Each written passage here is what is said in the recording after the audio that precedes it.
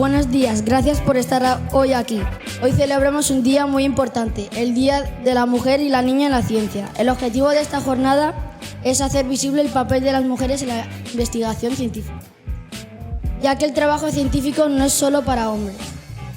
Hoy recibimos a dos mujeres científicas, Ainhoa Pérez y Fatoumata Ganes, que nos van a hablar de su experiencia. Gracias por venir.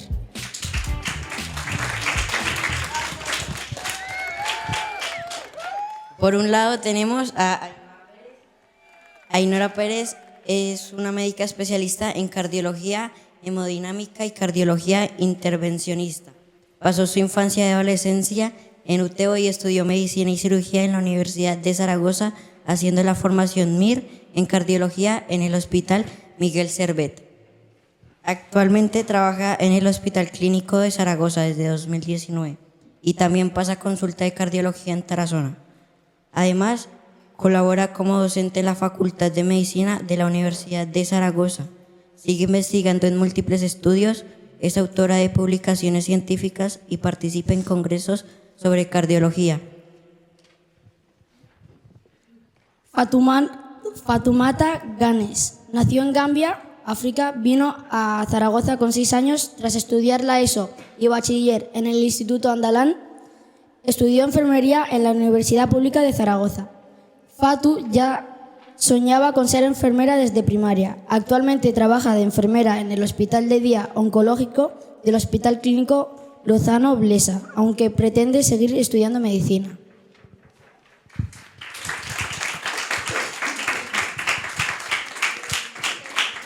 Y ahora pasaremos con las preguntas.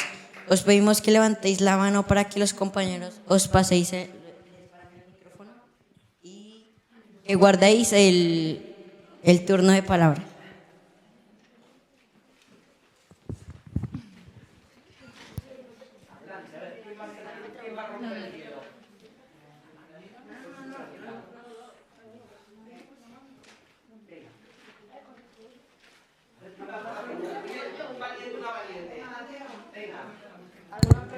Yo.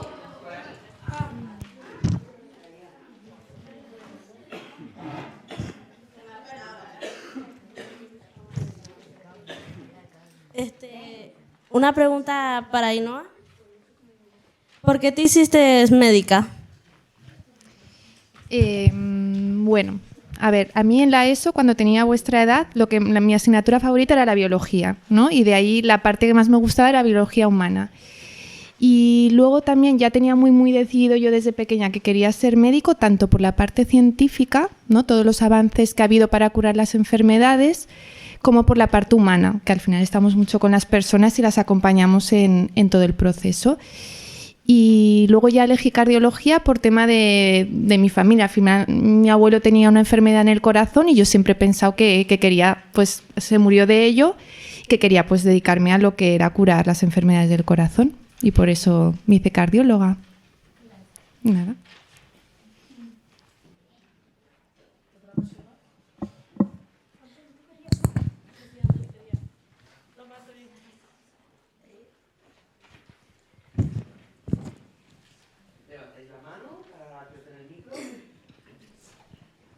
¿Cómo es trabajar de médica?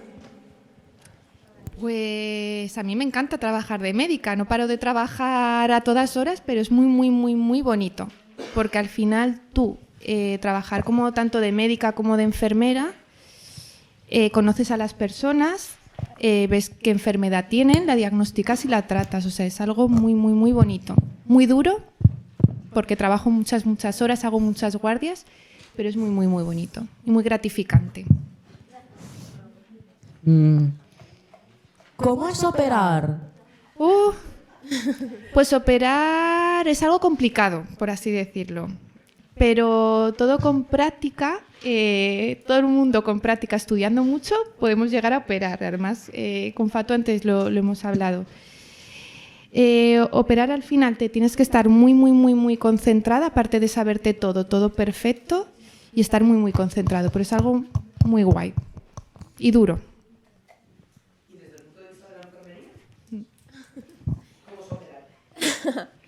Bueno, al fin y al cabo, enfermería forma parte de ese gran equipo que está dentro del quirófano. Entonces, nosotros, aparte de ser auxiliares, instrumentistas y de estar parte con el anestesiólogo, nosotros tenemos esa parte más humana de ver que, aparte de que el paciente esté en sus constantes vitales correctos biológicamente, sino que también esté correcto en sus partes más humanas, que se encuentre bien, que no se produzca ninguna complicación dentro del quirófano. Y la verdad es que tenemos esa función más humana que científica dentro del quirófano. Estaba para la cardióloga. ¿Cuántas veces hay que entrenar a la semana como mínimo y máximo? Máximo no hay. Mínimo 3-5 días a la semana hay que hacer deporte. Pero máximo, si te apetece hacer todos los días deporte, adelante. O sea, es muy beneficioso. Al final, el hacer deporte desde niños, esto nos va a marcar toda nuestra vida posterior. Para cuando seamos abuelos, por así decirlo, el que nosotros hayamos hecho mucho deporte de niños va a marcar todo. Va a marcar de que si nos ponemos enfermos nos recuperemos mejor, de que tengamos mejor movilidad, de que tengamos menos infartos. O sea, máximo de entrenamiento no hay. Mínimo 3 días. Mínimo. Yo tengo una pregunta para Fatoumata. ¿Cuál es el caso que peor te ha dejado de algún paciente con cáncer? Wow. Bueno, en oncología, como bien sabéis, pues el cáncer no tiene edad. Alberga a muchísimas personas desde pequeños hasta mayores. Y uno de los casos que a mí más me inquietó, y además no me pasó justo en el hospital, lo oí después, fue un paciente al que al fin y al cabo cuando estás con los pacientes les coges cariño de algún modo, ¿sabes? Entonces a este paciente especialmente pues nos encariñamos mucho, toda la unidad. Y su diagnóstico ya iba más a sus finales que a otra cosa. Y a veces, aunque curas y les das medicamentos, muchas veces ya no hay mucho más que hacer que acompañar. Y acompañarlo fue duro, no fue fácil estar con la familia, decirles lo que les pasaba, contarles, explicarles y sobre todo era ponerse en sus zapatos y entenderles emocionalmente a ellos, ¿sabes? Porque te genera tristeza, enfado, un poco de rabia, pero sí. Ainhoa, ¿cómo fue tu primera reacción al ver un corazón? Wow, un subidón. Al verlo por dentro, o sea, cuando estuve en mi primera cirugía de estudiante del corazón, cuando se abre el pecho y se empieza a ver el corazón latir, para mí fue un subidón. Es como pensar, mi sueño se ha hecho realidad. Pues verlo latir para mí era brutal. O sea, de las cosas más impresionantes que para mí he visto. Ahora ya me acostumbro, pero el primer momento que lo ves, que por fin has cumplido tu sueño, ¿no?, de estar operando un corazón, un subidón, un sueño cumplido. Fatu, ¿cuál fue el peor cáncer con el que te has encontrado? Yo estuve en una unidad de cáncer de hematológicos y quizás para mí los cánceres más impactantes en aquel momento fueron las leucemias. Porque las leucemias, para que me podáis entender, alberga de tal modo que tu cuerpo no produce lo suficientes células sanguíneas y puede ser porque la médula ósea haya fallado o por cualquier otra causa subyacente. Entonces, las leucemias desde fuera parecen ser como que no se manifiestan algunas muy rápidamente, pero otras sí, y para mí fue de las que más he aprendido sobre todo y las que más me han impactado.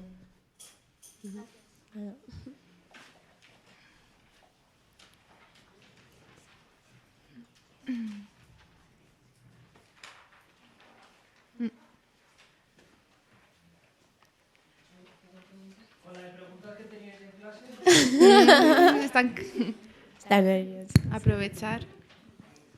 ¿Es malo comer mucha carne a la Ana. Hombre, chuletones todos los días, no. Lo que se recomienda es que si comemos carne, la carne roja al final es lo que es la más perjudicial, que para la carne roja son los chuletones, por así decirlo, lo que tenemos en la imagen, el chuletón. Comer carne roja una o 2 veces por semana no es malo, incluso puede ser saludable. Al final tenemos que hacer como una dieta muy equilibrada y que lo ideal, la carne que más recomendable es la del pollo. Es como la carne más cardiosaludable, por así decirlo. La pechuga, sí que estoy escuchando la pechuga. La pechuga, que está muy buena. Saludable.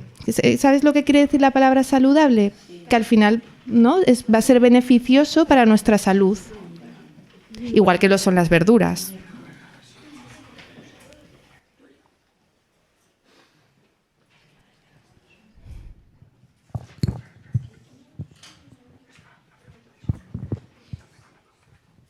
¿Qué enfermedad incurable te gustaría curar? Pues a ver, ¿O te hubiera gustado curar? sobre todo la que más me gustaría cuando al final el corazón está muy muy enfermo y la persona es joven, lo que hacemos es trasplantarlo, ponerle otro corazón de otra persona que ha fallecido por desgracia, pero que el corazón está sano. La gente joven que fallece, pues al final es donante de ese corazón para otra persona, que cuando no podemos curar ese corazón.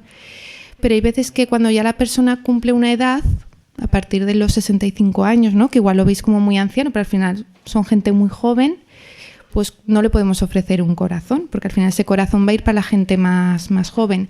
Entonces me gustaría que esos corazones pues también se pudiesen curar. Hay enfermedades del corazón que no podemos curar salvo cambiándolo con un trasplante. Entonces es la que, con los avances que hoy en día está viendo, hoy en día se están diseñando lo que son unas máquinas que simulan un corazón.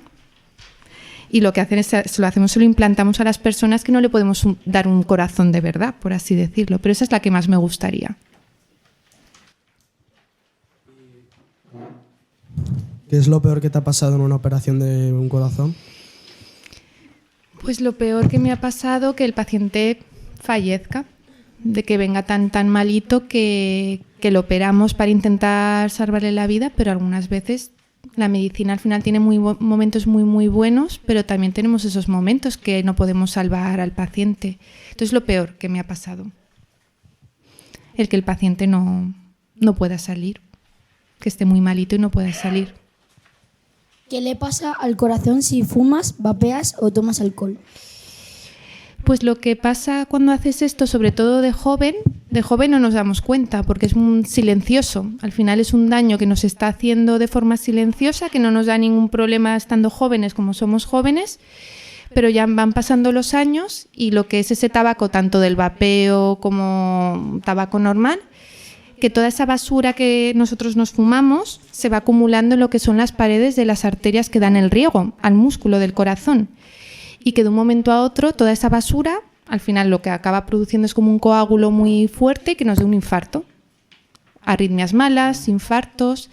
Entonces es muy importante que eso, prohibidísimo. Y ahora estamos viendo muchos infartos en gente muy joven. No como vosotros, pero sí que con 30 años, que lo veis muy mayor, pero para mí eso es muy joven. Infartos y después drogas y tabaco.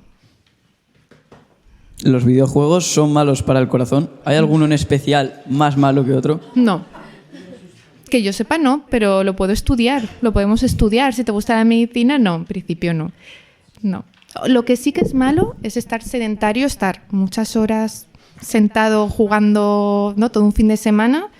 Si estás un ratito no pasa nada, pero estar muchas horas sentados sí que es malo para el corazón, eso sí. ¿Has estado en una operación de ayudante? ¿Te gustaría? ¿De qué? ¿De ayudante? Sí, en una operación pues tipo del corazón. Sí.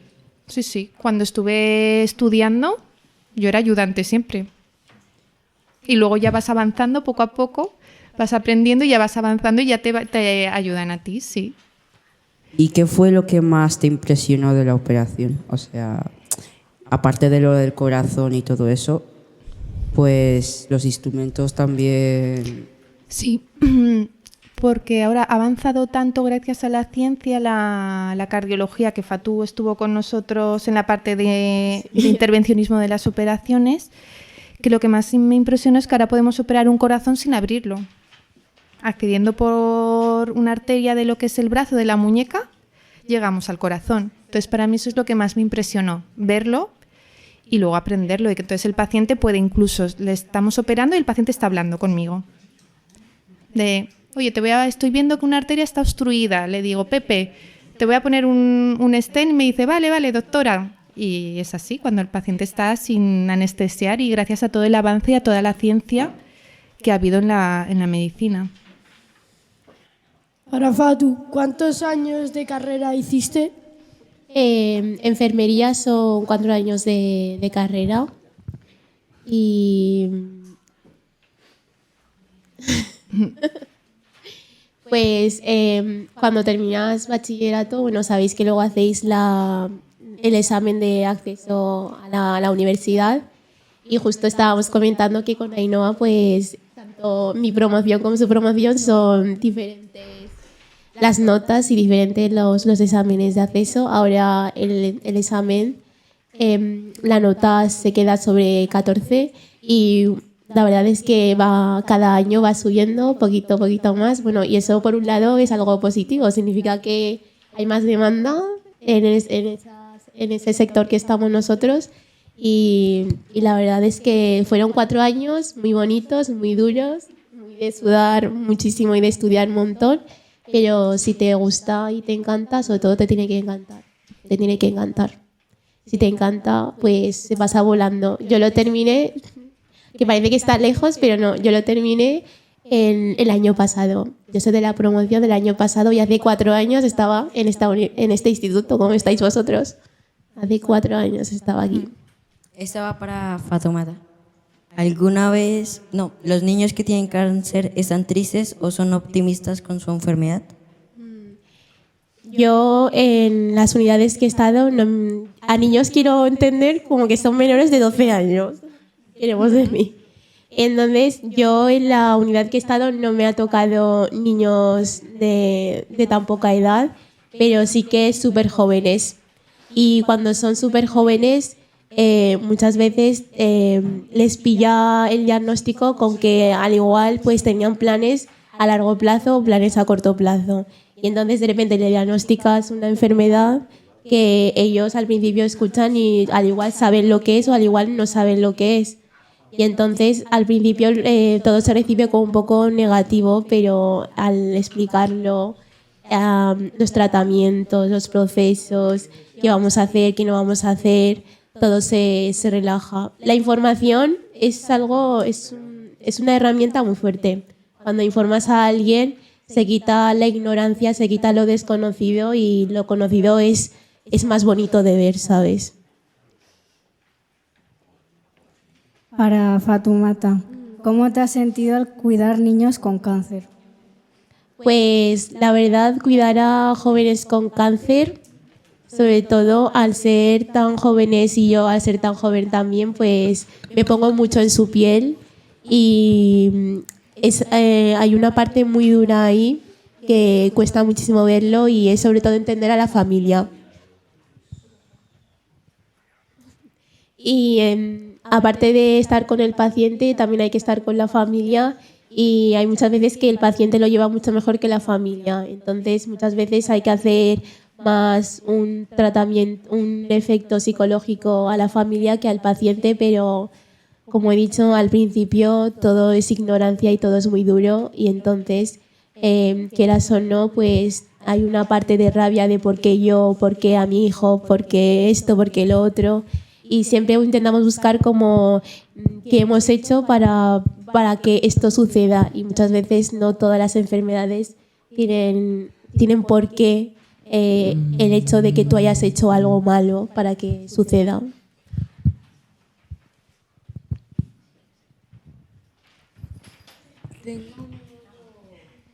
No pasa nada, dilo. Sí, no pasa nada. ¿Qué nos quieres preguntar? ¿Os gustaría trabajar? ¿La de abajo o la de abajo? Ah, ¿cómo es Gambia? Bueno, pues como os ha dicho vuestros presentadores, yo nací en Gambia, vine aquí con 7 años, aunque parezca que no, he vivido más tiempo aquí en España que en Gambia. Pero tengo muy buenos recuerdos en Gambia. Para que lo entendáis, es un país muy tropical, tenemos mar, tenemos océano, es muy verde, con lo cual llueve un montón también y la verdad es que es muy cálido. Sí, sí. ¿Algunas? Hola.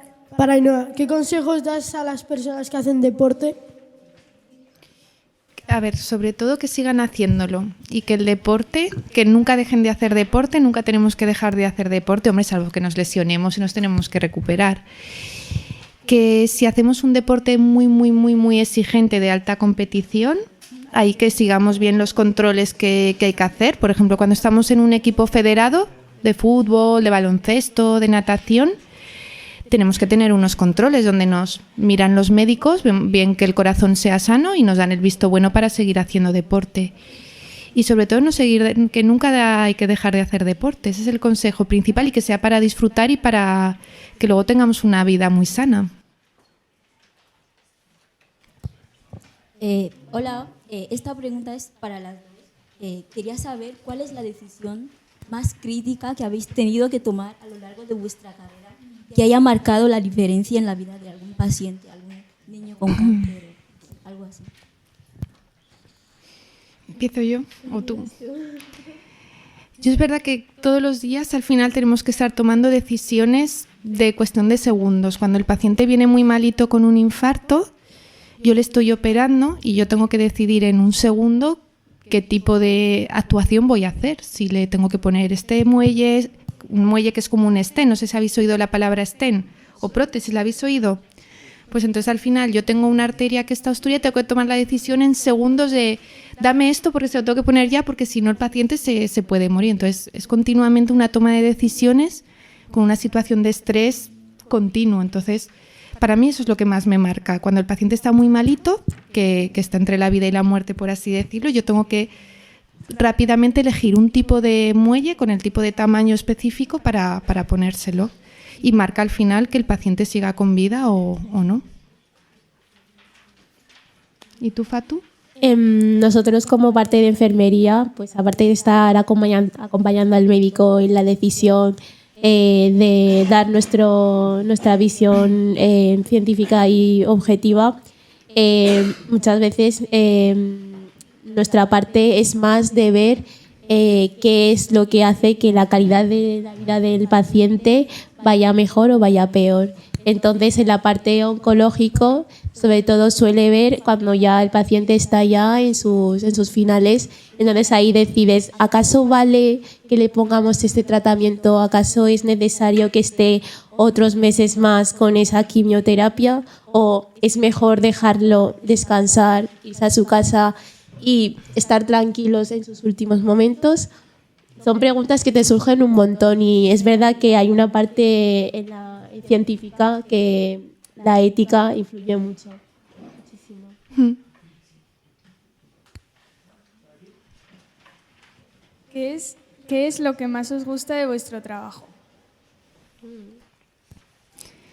A mí estar con las personas, más que incluso la parte científica que me fascina, hago muchos estudios de investigación que al final es estar sin tratar a la persona en ese momento. Nosotros estamos continuamente, tanto Fatu, sobre todo la parte de enfermería, estando con personas. Eso para mí es lo que más me gusta, estar con ellos, saber todo lo que le puedes aportar tú a esas personas enfermas con tus conocimientos, tanto de medicina como de enfermería.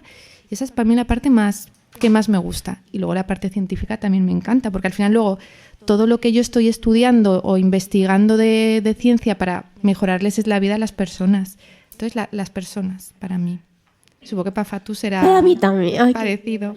Para mí también lo es. Al fin y al cabo, el hospital, muchas veces cuando imaginamos la palabra hospital, vemos al médico corriendo por allá, a la enfermera corriendo por allá, pero hay una parte muy importante del hospital y es el paciente, la persona, sobre todo la persona.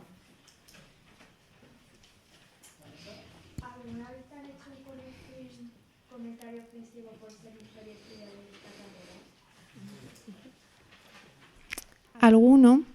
O sea, antes, por ejemplo, no sé si si hace muchos años, por ejemplo, la medicina solo era de hombres, ¿no? Tenemos la imagen del médico hombre y la mujer enfermera, pero todo esto ha cambiado. Ahora prácticamente somos mucho más mujeres doctoras y enfermeras que hombres. ¿Comentario ofensivo? Sí, alguna vez he tenido alguno, porque cuando sobre todo te ven de estudiante, pues algún paciente, ¿no? Chica o señorita o guapa o tal, y al final no te tienen te tienen que llamar así, no te tienen que llamar con un respeto de, oye, por favor, enfermera o por favor, doctora, ¿me puede ayudar? Sí, diría que alguno he tenido, pero muy pocos. Afortunadamente es que ahora, con toda la educación que estamos teniendo, esto está cambiando, pero sí, desgraciadamente algunos sí.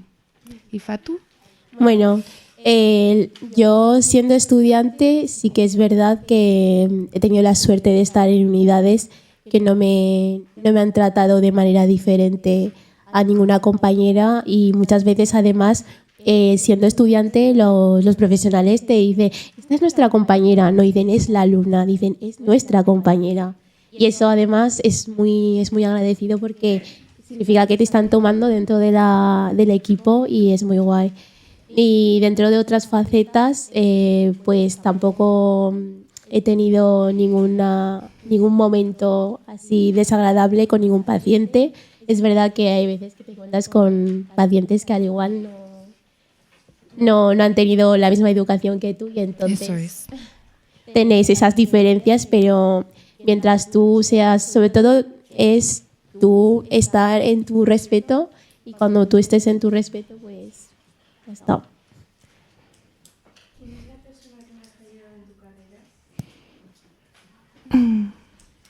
Eso va para nosotros. Yo decir que yo estoy súper agradecida a mi padre porque cuando yo vine aquí con 7 años fue el primero en decirme que ninguna carrera es femenina ni masculina y el hecho de que aunque sea lo que soy de color negra no significa que me tenga que frenar a nada. Y entonces él me ha abierto todas las puertas. Me ha acompañado en todo durante la carrera, apoyándome en los estudios y siempre con palabras gratificantes. ¿A cuántas personas habéis salvado de la muerte? ¿El qué, perdón? ¿A cuántas personas habéis salvado de la fría muerte? ¿Habéis? Salvado de la fría muerte. De la fría muerte. Todos los días. Sí. Yo luego me voy a operar. Todos los días nos tenemos que estar en esas situaciones de la vida y la muerte en los pacientes que están muy malitos, sí. Todos los días. Nada. ¿Quieres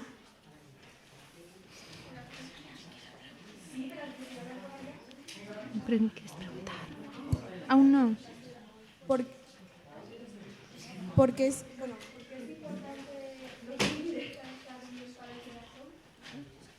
el dormir es fundamental, el tener una buena salud en el sueño, lo que permite es al final descansar el corazón. A ver, el corazón está latiendo todo el día y está trabajando todo el día, pero el que nosotros dormamos al final al día siguiente estamos mucho mejor para poder concentrarnos para estudiar, hacer deporte.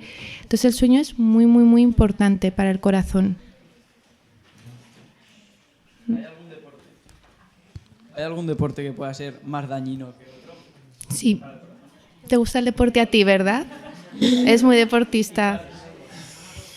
Pues a ver, más dañino para el corazón, esto es muy relativo, pero diría que, por ejemplo, las grandes maratones de forma continua, o sea, el estar corriendo 50 kilómetros cada mes. 40, muy bien, muy bien, sí, es verdad. Bueno, 42. Pues estar corriendo 42, mira, no me lo sabía yo exacto cuánto era. Lo que está generando es hacer trabajar muchísimo al corazón, muchísimo, porque necesita al final el corazón tanta sangre para poder llegar a correr tantos kilómetros, que el corazón se va haciendo cada vez más grande. Y al final puede haber un momento que ese corazón tan grande, que se hace tan grande para poder soportar correr tanto, pues al final puede ponerse enfermo. Pero siempre con unos controles, pues no tendría por qué. Luego otros deportes como fútbol, baloncesto, natación, esos en principio al revés, son saludables. ¿Habéis operado más de una vez en un mismo día? Sí. Un día, yo cuando hago guardias de fin de semana, entonces estamos pendientes de que cualquier persona de Aragón pueda tener un infarto. Y un día tuve 10. 10 infartos. Pensar que es todo Aragón. Entonces, cuando hay un infarto, pues nos llaman, entonces tenemos que acudir al hospital para operar. 10.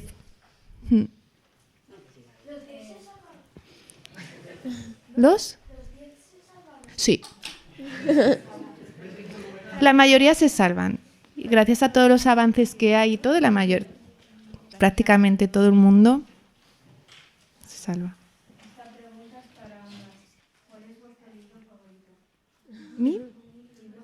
Mi libro favorito. Hace poco que lo leí porque me lo recomendó mi hermano y creo que se ha convertido en mi libro favorito, que es La sombra del viento, de Carlos Ruiz Zafón. Se ha convertido en mi libro favorito, sí. ¿Lo habéis leído alguno? ¿Ah, sí? Sí que lo recomiendo. Esta pregunta va para las dos. Ay, me has pillado. Bueno, yo decir que como soy recién graduada de la universidad, no he leído mucho, aparte de anatomía, fisiología, exactamente. Entonces, lo siento mucho, pero actualmente no tengo libro favorito, pero me gusta sobre todo leer libros que me hagan pensar. Y he leído un montón durante el instituto, por lo cual debo de decir que, pues al igual algún libro que haya leído en el instituto. Ahora sí, esta pregunta va para las dos. ¿Cuántos tipos de anestesia conocéis? O sea, es la pregunta de médico. Es pregunta de examen.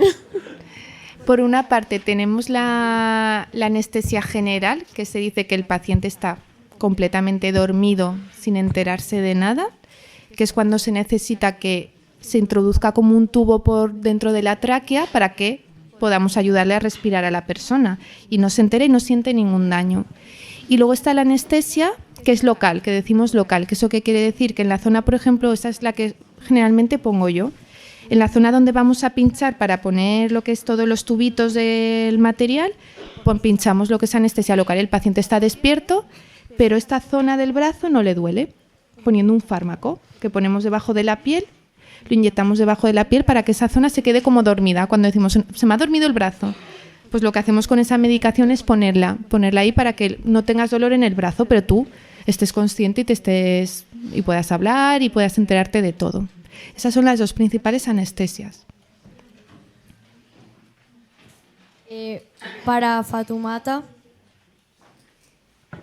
¿te gustaría trabajar en tu país de origen? Pues sí.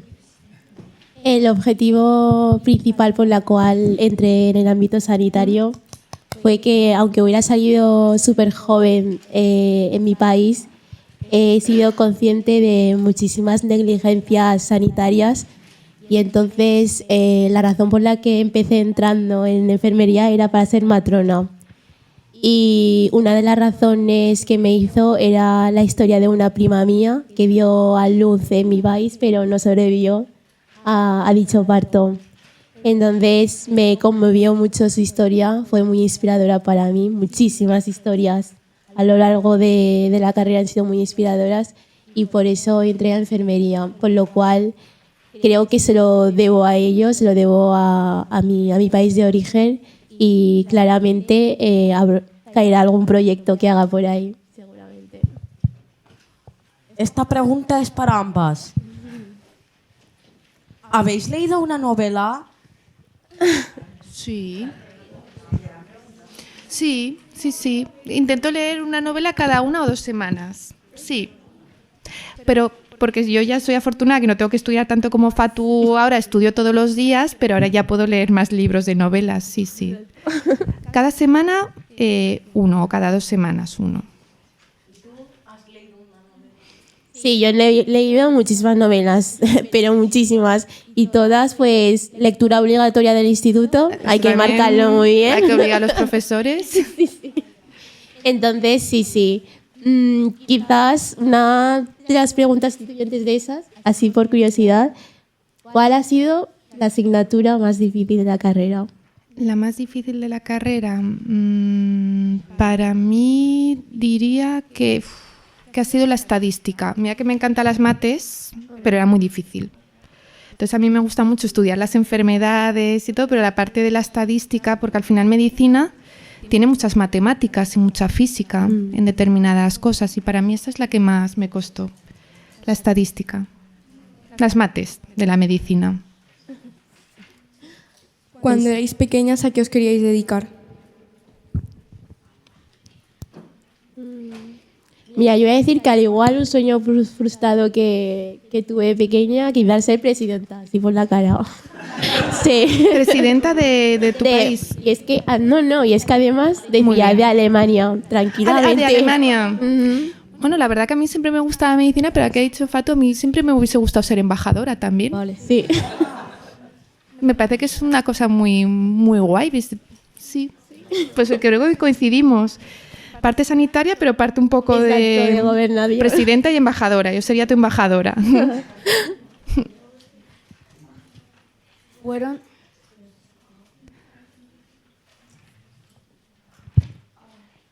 ¿Fueron difíciles las prácticas? La verdad es que sí y no. La parte de sí es porque al final y al cabo, siendo estudiante, entras un poco en desconocimiento, porque es verdad que la teoría me la sé, pero luego la práctica es muy diferente, pero bastante diferente. Porque al igual practicas con un muñeco a canalizar una vía o lo que sea. No es lo mismo un muñeco que una persona. Exacto. Y el cuerpo humano es muy anatómicamente, aunque parezca que no, tiene también sus peculiaridades dentro de cada persona. ¿Cuántas horas trabajáis al día? Pues muchas. A ver, mi horario teórico es de 8 de la mañana a 3 de la tarde, pero muchos días tengo guardia, entonces me tengo que quedar las 24 horas del día bien en el hospital, entonces duermo en el hospital, si puedo dormir, si no hay cirugías.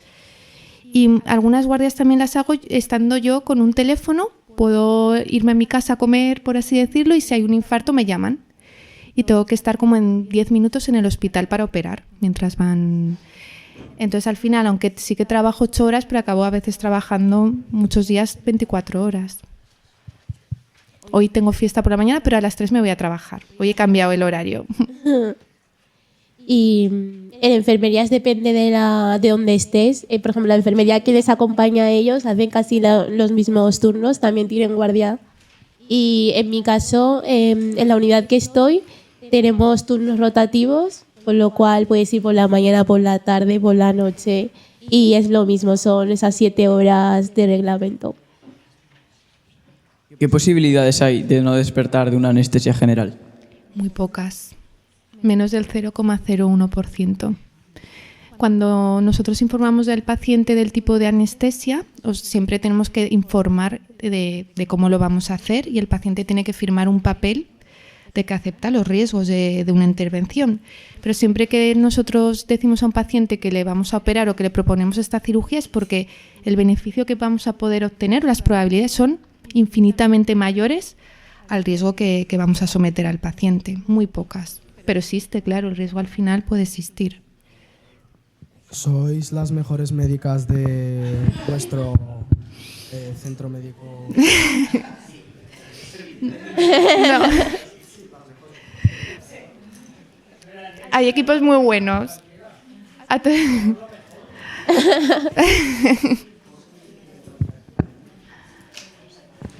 fue? ¿Cuál fue? En la ESO. En la ESO. Para mí no hay dudas. Para ti, Fatu. Biología. Biología. Esa es fácil, esta pregunta. ¿Y qué tal con los profesores en el ¿El qué? Muy bien. Yo también, muy bien. Sí, sí. Y es que además hay unos cuantos profesores que se jubilaron, que les tengo muchísimo cariño. Y hay un montón que siguen aún aquí. Y decir que es verdad que filosofía me terminó encantando. ¿Quién la da? ¿Filosofía? Sí, ¿Quién es? Nuria, ¿Está aquí? justo. Nuria es de filosofía. Sí, es de filosofía. Es muy bonita, sí. A mí también me gustaba. Más que historia, ¿eh? Aunque está aquí María, mi amiga. Es mi amiga, pero me gustaba más filosofía. Sintaxis también enganchaba, ¿eh? A mí sintaxis también me terminó enganchando. Esa menos. Sí.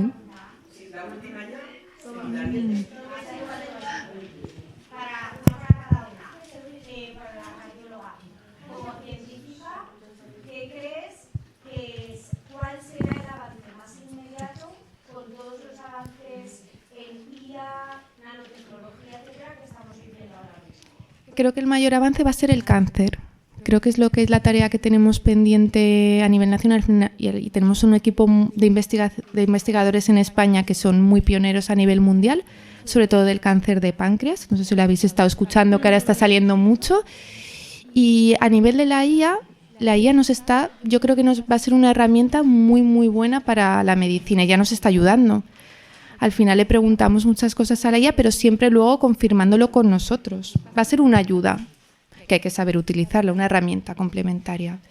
Pero lo que creo que va a ser el mayor avance en el cáncer.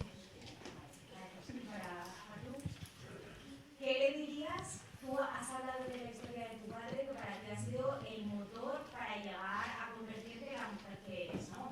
¿Qué les dirías a todas aquellas chicas que se pueden sentir identificadas contigo y a lo mejor no tienen un padre que les empuje y sea motor para ellas? ¿Cómo las inspirarías? Yo les diría sobre todo que se guíen por su vocación. Yo entré en enfermería por un gran esfuerzo y decir que, por ejemplo, hubo etapas que no fueron muy fáciles, pero sin embargo el hecho de el esfuerzo de quedarte al igual una hora más estudiando o quitarte al igual algún momentito de ocio por estudiar es muy... Al principio lo ves duro, pero luego cuando sales de ella y miras hacia atrás es muy agradecido.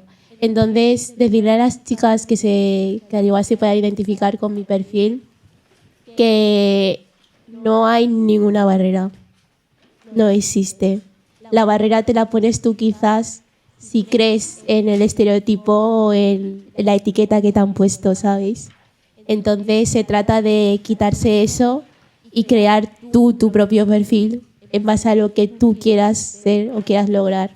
Y las notas, aunque parezca que no son determinantes, no determinan nada, lo determinas tú.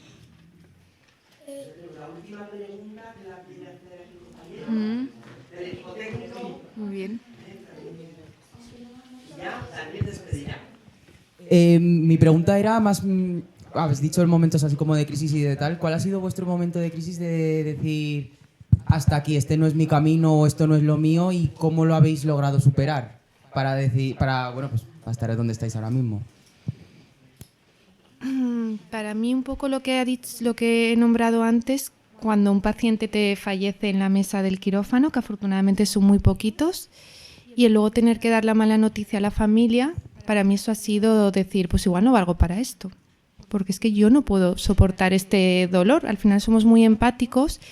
¿Y cómo lo he tratado? Pues hay momentos que lo llevas mejor que otros por tu situación que estás personal, por así decirlo, y a mí me ayuda mucho la terapia psicológica. Al final ahora sí que con médicos tenemos un cierto apoyo psicológico para poder llevar esto y llevarlo bien.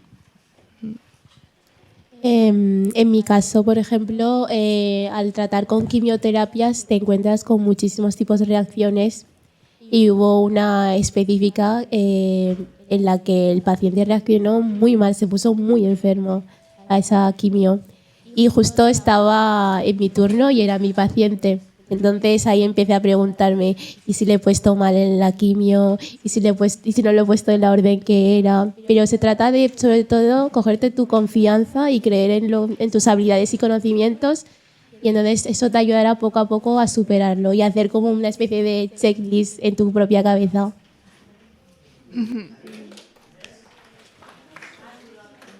Gracias por venir y por vuestro tiempo. También por responder a todas las preguntas y ayudarnos con la actividad. Gracias a los compañeros por participar en esta actividad.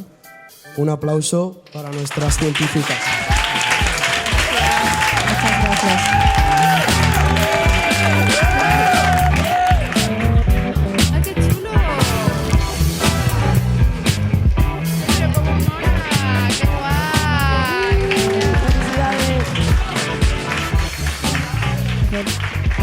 Hola, felicidades. Hasta luego.